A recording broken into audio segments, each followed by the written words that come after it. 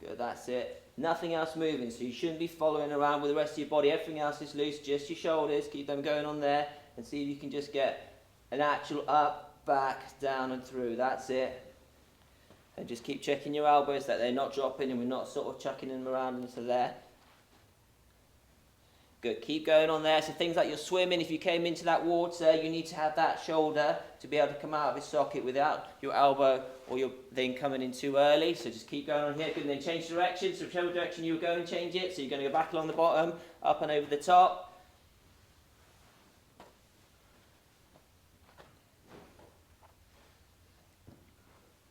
Good, keep going, good. Going a little bit faster. Take some speed in without your elbows coming in there. Good, let's go, come on up. If your shoulders are cooking, then we've got an issue here. Good, keep going. So this is the kind of weakness people are going on. They want to get strong muscles, but most of the time their joints are actually weak. So if they're getting tired, think how many times this is happening in your swim, and then you're going to start to drop and you're going to start to swim lower and lower and lower. Good, right, shake out, let's go backwards, so just big loop. I'm going to get that coat off of yours, Kate, that's my goal.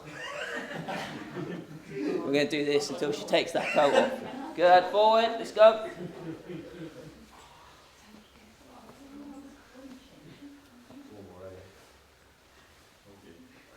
Good, now you're going up to here, so here, try not to get that curve, so just take your curve out there, so if you're streamlined, good, and then you're just going to go up and back, just in your shoulders, just here, up and back, without going up and back, without moving, so just that socket, forward and there, so we can get some height and some drop, that's it.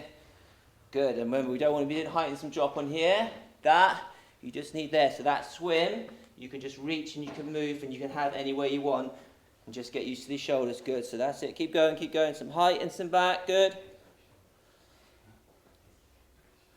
There he is. Good, take him down to the side, good, we're going to turn open and look down that line and shut this one down. Good, then turn through and open that side. Good, keep going through and open. Good, through and open, you can come here if you want, here you go. If you're late, you have to go in the front. Good. You're right, mate. Jump on there, you're right here. There, good. Or you can go in the back. Good. That's it, don't drop them, Dave. Come on, Dave, we'll make me start again. That's it. Good, back to the front, don't drop them arms, round we go. Good. Strength and conditioning, don't need weights. Think how many times this is probably more active to your actual sport than actually doing weights. Good, change direction. Let's go a little bit quicker. Don't get those elbows involved, don't start coming here, just stay on the shoulder blades. Good, then nice and loose, let that out. Good, so the shoulders should feel like they've dropped a little bit, so most of that is your sort of socket, if you like, so your skeletal system. So most people are just holding their skeletal system so tight that they're getting all these muscles into there, and then that burning sensation you're feeling, your body will want to take away. So if we go through each phase, so you're on the swim, you're going to start to struggle with that mobility, so you're going to start to hold and to fight and to grab that swim onto there, so you lose that relax onto there. On your bike, all the little movement patterns, you're going to start to hold, and then you're going to tighten up as well. Hi, Jen, you right? Good. And then on the run, especially, we're going to end up onto here, so we need that mobility, so just that looseness onto here. So now we're going to go to your thoracic spine, so that's where your lungs and your ribs are. So if you stand here, we're going to collapse it, so you can fully collapse in the middle, and then you're just going to push your rib cage through. That's it. Now we're going to do it without your bum following. So this stays still, just move the top, move the bottom. So just getting used to there. So your lungs, your rib cage, your center of gravity come forward, and then back into it. Good. Into it, and then back. That's it.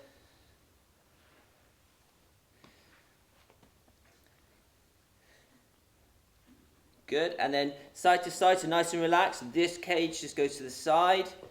Good. Without any dip or onto there. Good. And then side onto there. Good. So just going side, side, so just there. So when you're moving, you swim in, especially open water, your body can just move and adjust with you, and then we can get into there and onto the run. See, if you're stiff and you haven't got this subtle movement, you move, the rest of your feet are going to follow, and you're going to be grabbing onto there. So we need to be really in control and really loose and really relaxed onto there. Good. Nice. Perfect. So, lie yourself down, you can sit yourselves back down.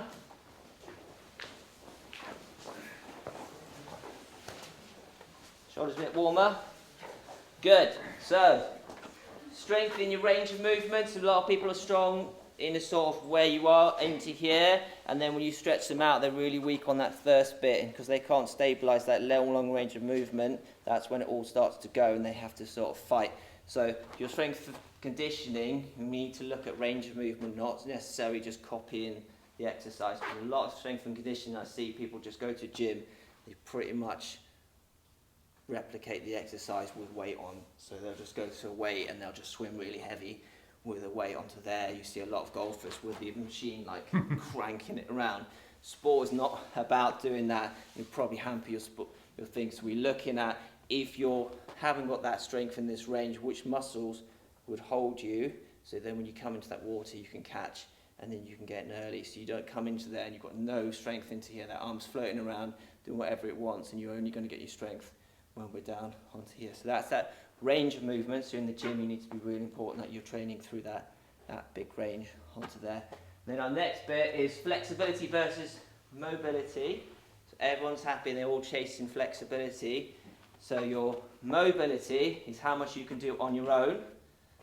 So Ben, do you want to be my demo? Yes, come on. Chosen. Come here. Yeah. So Ben's hamstring, if you just lift that as high as you can, mate. Yeah. Go on, lift, mate, go on, lift. So that is Ben's mobility. So that's how much he can do on his own. So that's the range he can kind of use. Good, then if you give me a leg, we'll give you a little bit of help. There you go, falling over, mate. Good. Oh, would you pick the stiffest man in the room? So the difference between what I can do, so if I'm here, so that's my range, I leave my hand here, I'm going to let go. Good, now come up to me. Good. Yeah. So that difference, you can see, it's about that much. Yeah. So that's the difference. So mobility is what you need in sport. Flexibility is going to get you injured. So if you can go that range, but you can't control that range, you've got a range that's got just on its own, and that's where you're going to get injured. That's where you've got nothing. So a lot of people, they be really flexible around their middle, around their legs. When you're running, you can hit the floor. That leg will go. It's only when you can catch and when you can grab that you can do something about it. So you need to be really careful with your flexibility, that you're not just taking elastic bands and cranking yourself around and stretching, because you need that strength to hold into that range. So again, keep checking the difference between what you can do with your muscle and what you can do on your own with your muscle, because that's the biggest difference as a test. Because there's a lot of debate out there about, should I be doing stretching, should I be doing yoga, should I be doing all the rest of it. Yes, you should be doing stretching, you do need a big range, but you just need to make sure you can still control it. Because you'll talk to, say, a CrossFit person and they want you to squat with your bum right down to the floor, and then you'll talk to a different athlete and they'll take you down to 90 degrees on your squat. So it's understanding where you need to be. So I would say look at your sport and how much you can control. So if you can stand here and you can squat to there and then control it nicely, if you can put a big weight on your back and you can sit your bum right to the floor, that weight's helping you on the way down. You're just going to end up injured, or you're going to overcompensating. That's when you're going to get really overdeveloped quads to hold it, especially that inner thigh muscle, which we see in a lot of other sports I won't mention. And you'll get a lot of overdeveloped stomach, and you'll end up in this sort of position there. And that's probably the biggest frowned upon strength and conditioning situation, where all athletes are like, oh, I'm not going like that, because then you start running like that and trotting through. So that's where we're going to look at, if you had a program to really understand you as a person, where you are and what you need, and then work on that. So if you're super time trial position, you really need to get into that position, then we need to strengthen you in that position. Whereas if you've got no strength in there and someone set you up crazy low or crazy forward and you're just hanging onto the bars, that's when your back's going to start to go and to hold on to it nice and tight. So we're just going to work onto there. Okay, so we're going to go through your core strength. So if you stand yourselves back up.